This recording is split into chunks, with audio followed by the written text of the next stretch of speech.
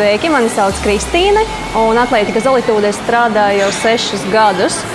Šeit es pasniedzu mentālās klases. Sportot es sāku 3 gadu vecumā. Man aizveda uz mākslas vingrošanu, un tā tas arī aizsākās. Pēc tam bija visādas choreogrāfijas skolas. Būtībā tā visa dzīve tādā kustībā pagāja. Tāda baigi modē palika visi fitnesa klubi. Protams, es tur biju pirmajās rindās, nemaz neplānojot un nebiju cerējusi, ka es pati kļūšu par treneri. Es biju kaut kādā treniņā, un baigi enerģiskā trenere bija.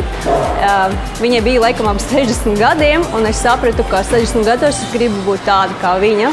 Tā ir trakā enerģija, un viņa tā iedvesmoja, kad jā, es gribēju izmēģināt. Es izmēģināju, novadīju vienu treniņu un sapratu, jā, ka tas ir mans, man to vajag.